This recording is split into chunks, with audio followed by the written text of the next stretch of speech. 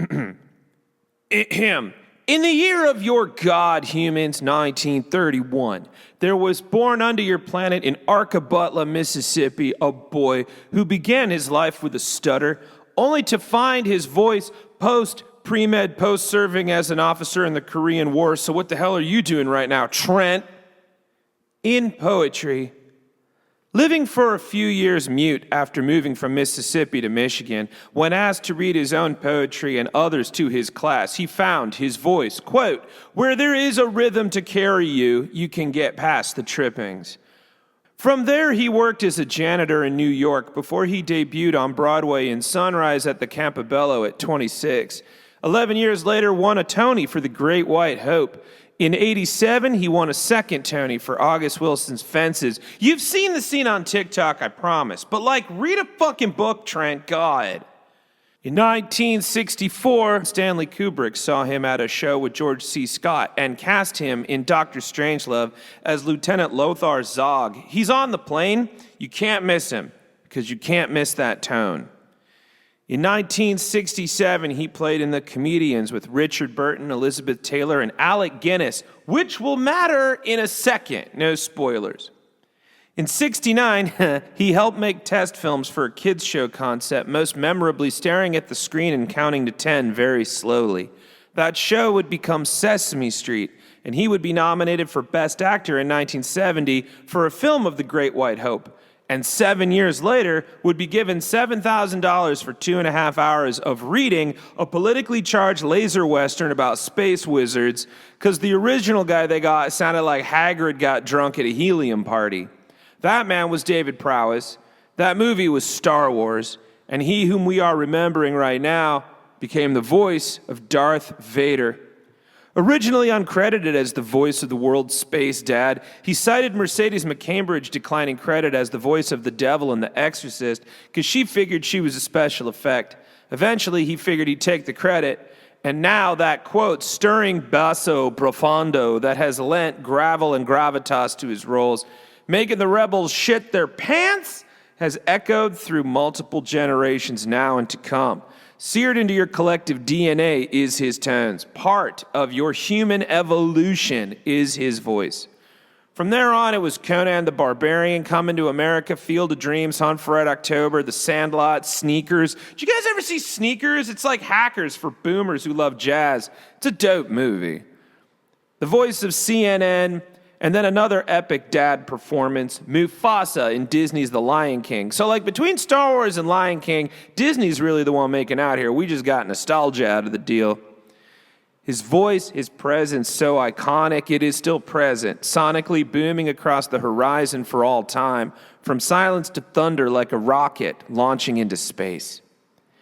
As he once said, quote, one of the hardest things in life is having words in your heart that you can't utter. Thankfully, he found that courage, and now we take this moment to remember him because it is impossible to forget. Mortals, the universe trembled as it accepted the physical form of James Earl Jones on September 9th, 2024. But we're grateful because we got to keep the voice down here on Earth. All right. That's enough of that. Let's get to it. Get to it!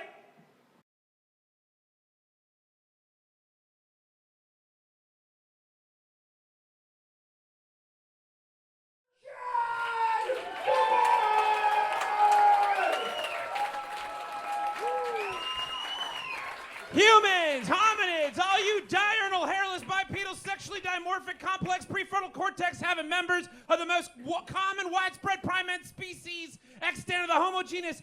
You say you got what you need, but not what you want. You say you're content, but not thriving. You say you got your standard issue oxygen, carbon, hydrogen, nitrogen, calcium, phosphorus, potassium, sulfur, sodium, chlorine, and magnesium, but you're not in your element? Well, let me tell you, you're just missing a little extra dose of that handy-dandy Randy Newman-Lee fangled fundamental factor, bit, part, piece, and principle. Hand wash and ready to eat. Delivered right to your door every day, whether you remember ordering it or not. Tell Alexa to take a personal day. Because you don't need notifications to know this Grubhub is on the stoop. Because it's already in you, on you, all around you. Sure, it's kind of like the Force. But you don't need a little green backwards talking walnut in a bathrobe to tell you. Because you already know it. You feel it. You flow with it. Holy shit, that makes you a Jedi. Fuck fear. Fuck anger. Fuck hate and suffering. Because once you start down that path, it only ends with you drafting shitty opinions and in the comment section while you shit a team gulp-sized dump of whatever's left in your guts after you digest a Phaseberry G Fuel. We're done with the dark side. It's trash. It's boring. It's bad for your digestive system. And you've got a complex one. You're not a sponge. You got more than one highway, so treat it like you just fucked up everyone's commute for a year to repay for NASCAR. And drink the light side of the force, packed with the nutrients, lubricants, do the nutrients of that healthy, high-fiber, low-fat, low-cal, wholesome, all-natural, super fair feed food stuff cuisine you call science!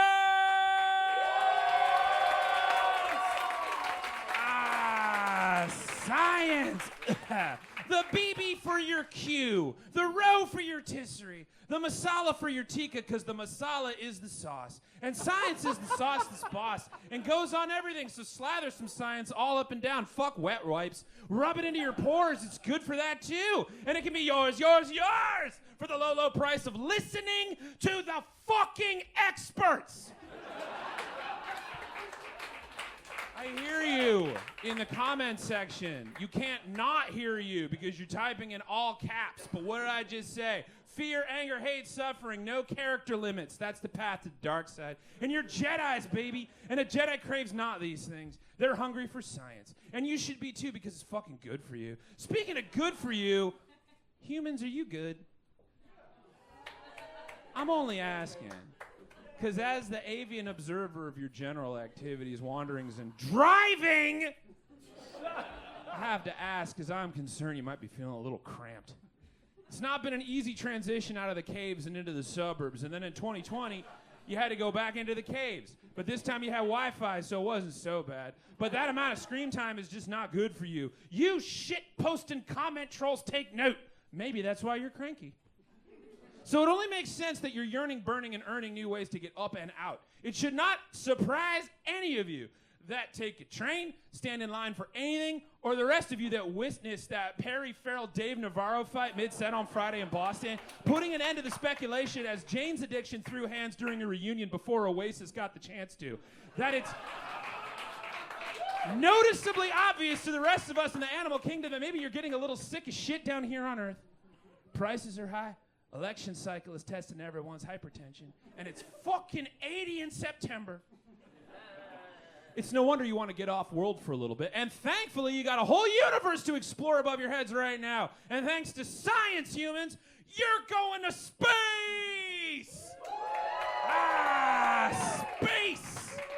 The expanse that exists beyond Earth's atmosphere and other hot celestial bodies, with ultra-low levels of particle densities constituting a near-perfect vacuum of predominantly hydrogen and helium plasma, permeating by electromagnetic radiation, cosmic rays, neutrinos, magnetic fields, and dust. All of it at a balmy negative 455 degrees Fahrenheit. It's the ultimate spa retreat destination for the discerning traveler who's sick of your shit all the way down to your gravity.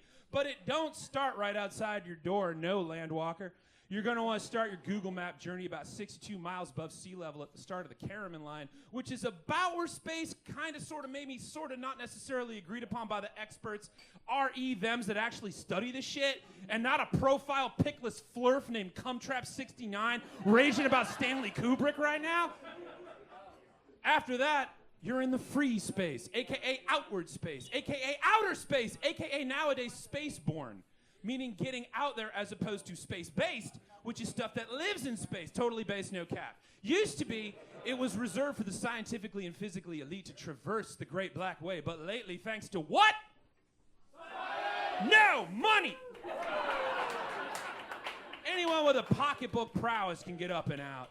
And thanks to the Wilshire Associate founder, billionaire Dennis Tito being the first to self-finance a trip to space April 28, 2001, space has become a real Dubai for those that can buy into it. Started back in the late 90s with a deal between the Russian company Mir Corp. They were running the space station Mir, looking to get a little extra scratch to get the Mir in orbit, partnered with the American company Space Adventure Limited to offer trips to space stations for those that can actually afford lightning passes. Dennis Tito dropped 20 million clams to get up and out, but then Mir was decommissioned. So instead he went up to the ISS, and he became the first space tourist. But he hated that term because he didn't just wake up at 6 a.m. to make the virtual queue. He had to work out and shit. Instead, he prefers to be known as a, quote, space flight participant, which, I gotta be real, sounds a little less badass. Space participant sounds like you got to ride on the float because your dad knows someone. Space tourist, however, sounds like you're in a Jimmy Buffett t-shirt, blended margarita in hand, shooting finger guns with the other as your ship cruises the cosmos looking for casinos. That is the future that I want. Since then, you've sent Richard Garriott. He created Ultima, Ask Your Dad. William Shatner, who became the oldest person in space at 90. Richard Branson, fucking Bezos! And you even tried to get Lance Bass into orbit back in 2002. But it was bankrolled by a documentary that didn't happen, and he lost his seat saying bye, bye, bye to that, really tearing up his heart because he was thinking it's going to be me. And if you got those references, then we are in sync. Anyway... If you are noticing a theme, you should, because it's money. If you got the millions and survived the training, you too can get off this fucking rocket into space, where no one can hear you scream, which no doubt is the allure. Joining the scientists that are already up there, and so much so is it apparent that you're sick of being on this planet these days, that as of yesterday, you officially have 19 humans in space at the same time, which is the most you have ever had. Right now, you have a crew of 4 on the ISS, thanks to SpaceX Crew 8 that launched in March. 3 on ISS from Soyuz that launched in March. 3 in Tian Station courtesy of the Shenzhou 18 that launched in April. 2 astronauts kind of trapped up there since June, thanks to the Starliner situation, not to blow the doors off you, but that's owned by Boeing, and you can Google this later.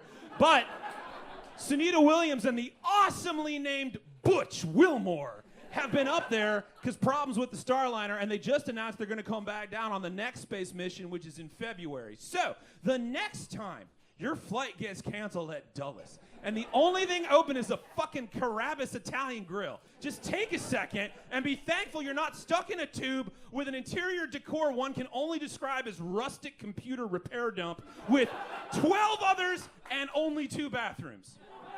You also have 4 on the Polaris Dawn and 3 more on the ISS from Soyuz, both launched in September. So right now, the ISS is an overbooked fucking Airbnb, 254 miles from the nearest Walgreens. The snacks are limited.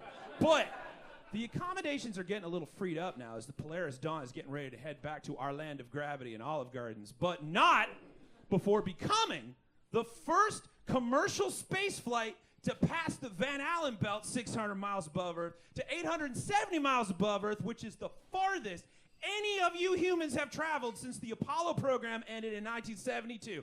And then, last Thursday, September 12, 2024, Jared Isaacman and Sarah Gillis successfully completed the first ever privately financed spacewalk in the history of space exploration, which you can watch right now on your phone as I'm speaking. And if you're not rock hard at the idea that you even achieved the ability to do all of that right now, then you need to get out of the comments section and into what's happening now, humans. Granted, this is setting up space to become a real destination. And where there's a destination, there will eventually be couples, corporate retreats, and fucking kids. So, if you got the capital, enjoy space while you can before you're shot up there in a Disney cruiser clutching your amenities bag and complimentary Mickey Mouse-arita as you're hurled out of the atmosphere on the 9th flight this week listening to fucking Goofy give the go for EVA. Humans! Ground striders! Gravity junkies! Suddenly your planet isn't the only spot you get to go to vacay. Suddenly, an oxygenated atmosphere is out of style. Oh, you're from Earth? That's so 21st century. You still drink water? I remember my first beer. And space is no longer the final or the last. It is the frontier that eventually you'll be able to complain about your Spirit flight up there. And frankly, aside from it being fucking boss as fuck that it's all working out and you're making it happen, we in the animal kingdom are goddamn grateful. Because once you fuckers are out of here, the lines will be shorter, the grounds will be kept, and we won't need to pay extra to stay on property. So whatever gets you there, we fully fucking support. And it's all thanks to that grand, great, glorious, gilded getaway you call having fucking money. But you wouldn't be able to spend it to soar into space on a private tour of the outer cosmos of all that is and will ever be. Your beginning and ending, a holiday to the infinite, a radical sabbatical to the expanse that exists beyond all you know without that benevolent beneficiary bettering bargain from that bureau you call science. I love you. Good night.